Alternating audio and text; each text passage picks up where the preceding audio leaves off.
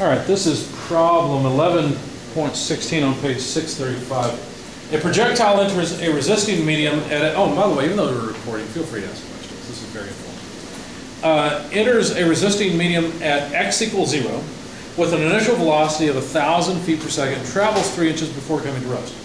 Knowing that the velocity of the projectile is defined by the relation v equals v naught minus kx, where v is expressed in feet per second, x is in feet, determine the initial acceleration of the projectile, the time required for the projectile to penetrate 2.5 inches into the resisting medium. Okay, let's sketch what they've got. I don't know if it's ballistics gel or what this resisting medium is, but we'll just draw it here, supported by walls. And the bullet flies in and has a velocity of, let's draw it right here. Let's draw it with the tip of it touching the ballistics gel. Initial velocity 1,000 feet per second. Okay? And this is entering the resisting medium at x equals 0. So that's our 0 mark for our coordinate. Okay?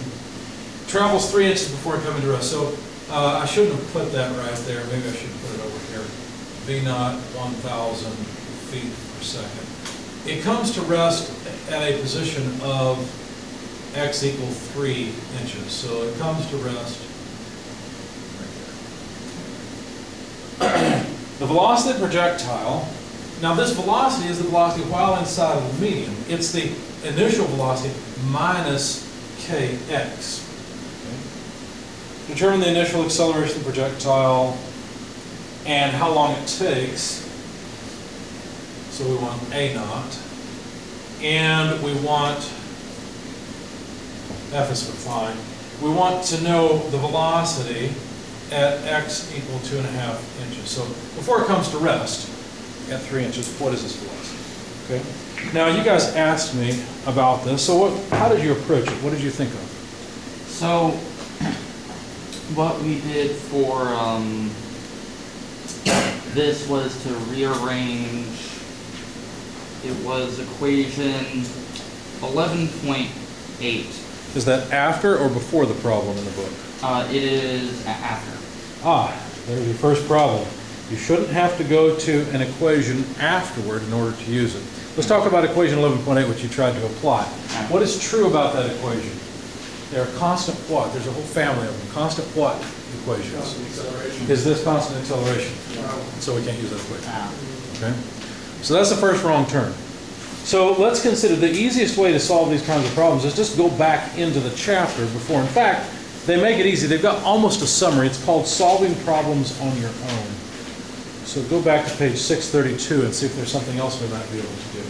I know you don't want to do calculus, but we have to. We have to bite the bullet. Sorry, bad pun. So that's in terms of. So we know acceleration is a function of what? Well, nothing. We know velocity is a function of position, don't we? Okay. Could we get the acceleration as a function of position? Possibly. How would we do that? Well, notice there's a really nice kinematic relation on the second line. It says velocity times dv by dx is equal to acceleration as a function of position. Right? So if we could just know the velocity as a function of position and dv by dx, we could get ax. Well, wait a second. We've got the velocity, don't we? In fact, we can fill it in. This is simply v naught minus kx. That's that term. And dv by dx is what? What is the derivative of this velocity with respect to x? Well, v naught's just constant, isn't it? It goes away. Okay. So what does that leave us with? This term. What is the derivative of this term with respect to x? Let's write this one. Not to write, but probably instructive. V naught minus kx. What's the derivative of a constant with respect to a variable? Zero. So we can write this as v naught minus kx times d v naught dx minus d negative kx dx. Right? That's just 0. And I said minus, I'm sorry, plus. No? You gotta be careful where I put my minus sign. What is the derivative of kx with respect to x? That's the derivative of first times holding the second constant. Remember that? Derivative of the, well, hold the first constant, derivative of the second. Well, if you differentiate k with respect to x, k is just a constant, so it's 0. 0 times x, 0. So we're going to get from this minus 0 from the first derivative, or well, from the product, we'll differentiate in k first. And now, dx by dx. Well, let's just going to get k. This is k times 1, isn't it? Because we have to hold k constant to differentiate the second. So we simply get negative k. So this is just really a complicated way of writing negative k. That's all it is. So the acceleration as a function of position is just v naught minus kx times negative k, isn't it? So there's the velocity as a function of position. Okay. Now that the acceleration as a function of position. Now that all sounds nice until you look at this and you say, well, wait a second. That looks nice, but I know this initial velocity, I don't know k, so I can't do anything with this. It doesn't help much. Let's go back to the original equation and see if we can figure out k. What do you know about this equation? What does it describe? Does it describe the first point, the last point, or everything in between? Everything. Everything. Describe, because you can plug in any x you like here, right? Okay. Could we use this equation then to talk about what happens from the entry point to the end point where it stops? Yes. Go ahead. So you're saying we find x by substituting, because we know velocity is going to be 0 when it stops. Right, and we also know the position where it stops. Yeah, which is so we could find negative k, couldn't we? Yes. Okay. So what we're saying here is we're going to convert this into an equation where we deal with that. You see? We're going to say the final velocity equals the initial velocity minus k times the final position. Notice this has to be the final position now. I can't plug in just any position I like because I need the position where I have the final velocity. That's the only point I know anything about. Well, I know the initial velocity, but you see what I'm saying. So I know my final velocity is 0 when the position is 3 inches. I also know that the initial velocity is 1,000 feet per second minus k times 3 inches. Now, I've got a little bit of a problem because 1,000 feet per second is not inches per second, right? So 0.3 inches is the same thing as a quarter foot, isn't it? 0.25 feet. That's what 3 inches is. It's 12 inches per foot. So we can calculate k. It's really simple. So 1,000 feet per second equals k times 0.25 feet. Notice the feet go away nicely. And basically, if this is a quarter, then that's 1 over 4, so we just multiply by 4. So 4,000 inverse seconds equals k. Right? To make sure that makes sense, well, if we have a position in feet and per second from k, then we have feet per second. Units are all consistent. So 4,000 inverse seconds is k. Now that we know k, we can plug in, well, anything we want. What do they want to know? The acceleration when? When it enters the medium? Acceleration when it enters the medium, and then after that, time required for 2.5 inches.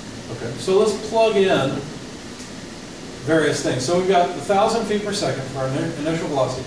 K is 4,000 inverse seconds, right? Plus 4,000 inverse seconds squared from there times whatever position we'd like to know. What position would I like to know?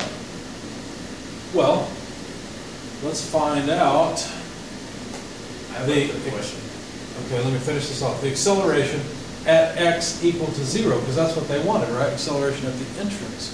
Well, that's just, what, negative 4 times 10 to the 6th feet per second squared? Go ahead. Why is it not just seconds, and why is it in per second when you got K? Well, that's the way that the units have to be for it to work. Okay, because seconds is on the bottom. The seconds is on the bottom, yeah, so I've got to have 1 over seconds for my units of K, otherwise I can't add it to this. Good question.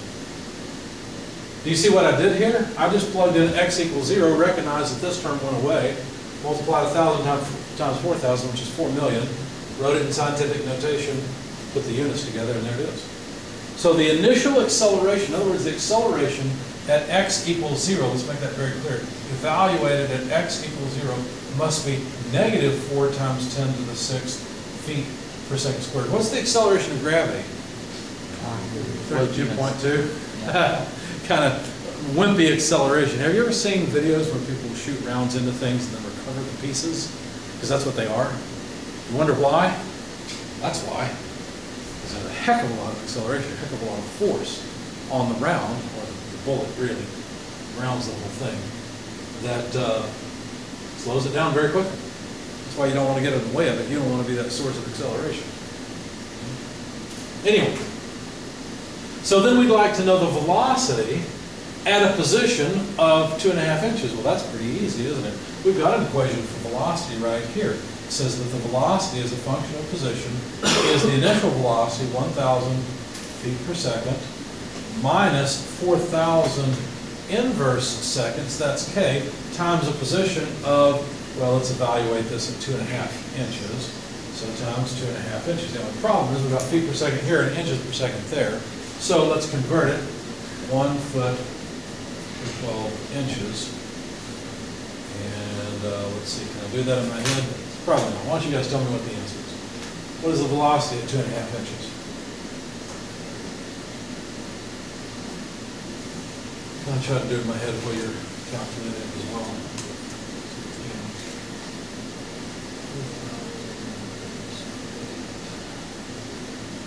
I got 166.67. 166.67.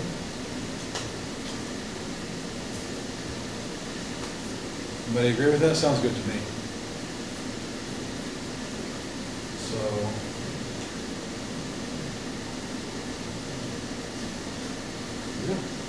So the problem you started off with is you tried to use an equation that looked like it would work, but you've got to understand what's built into that equation, and that is constant acceleration. That's why it didn't work for this one. Any questions about all this? I think it wanted the time to get to. Oh, did it ask for time? Yes. And I lost. I'm sorry.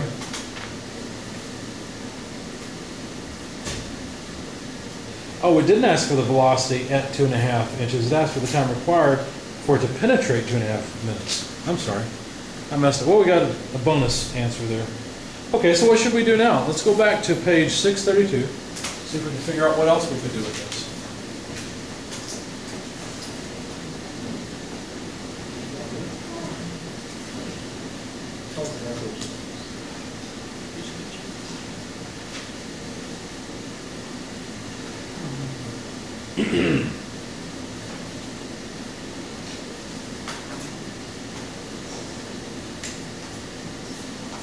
Any ideas? What do you think? If we get a function of either acceleration or velocity with relation to time, We got to work time in there, don't we? Integrate Somehow. there. Yeah. So how can we work time into this thing? I'm honestly not sure. We'll have to figure it out.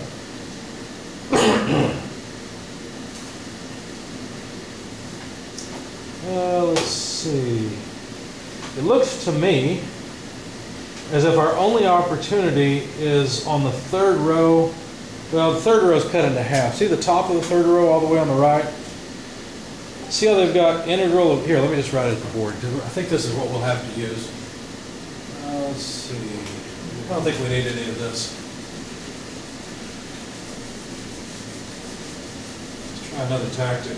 The only thing I see that makes sense to me is this one. Integral from V naught to V of dV over A of V equals integral from 0 to t of dt. The reason I like this is because I think I can probably get the acceleration as a function of velocity. Okay. And I think that over here, this will just tell me time, won't it? This is just time. From time 0, which will be right here, to whatever time it takes before the round, or the, I keep saying round, the bullet, is at 2.5 inches. Go ahead. You wrote V naught or V naught for your, on your integral. Oh, you're right, I meant to V. Thanks.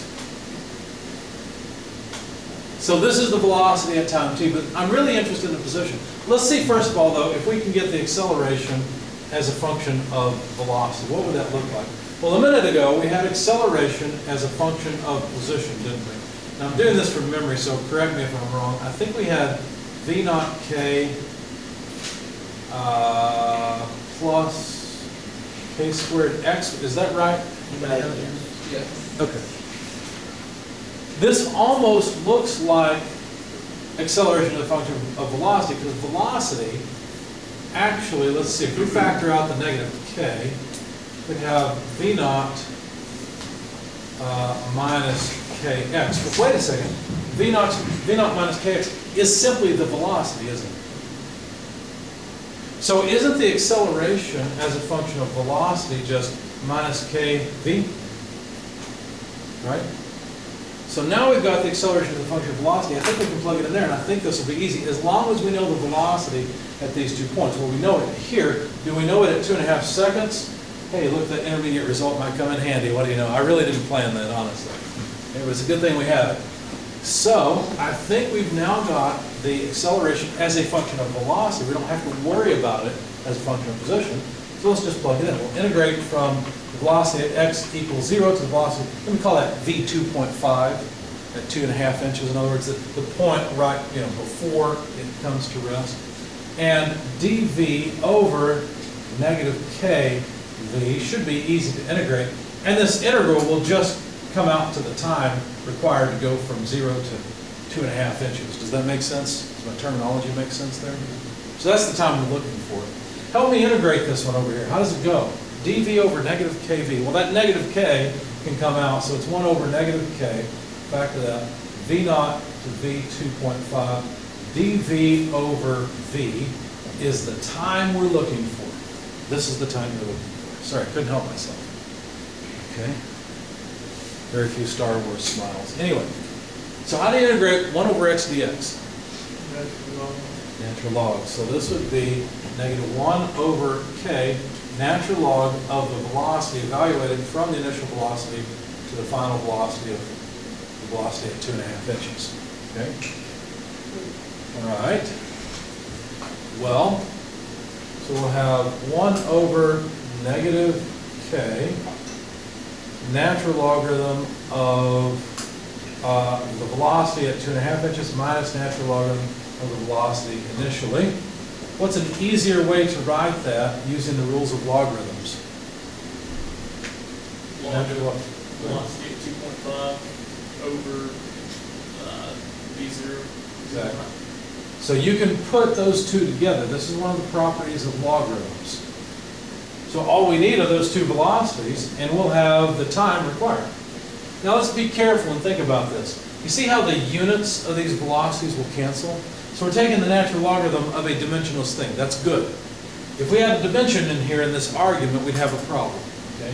And then we've got 1 over k. What are the units of k again? 1 over seconds, aren't they? So basically the units of this entire fraction are simply seconds. Okay, so now let's plug in the number.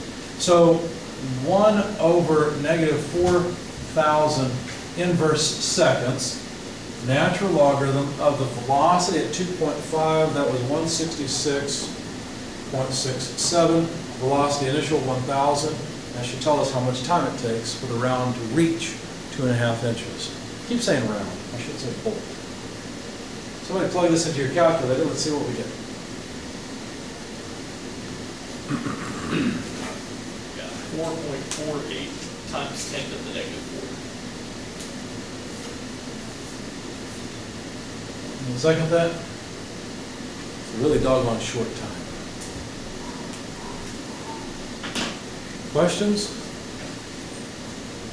Yeah, how much calculus do we have to perform in this course? Not too much, it's okay. This is the worst part. So don't panic, you can survive. I have Yes. What was that Star Wars joke? You repeat it.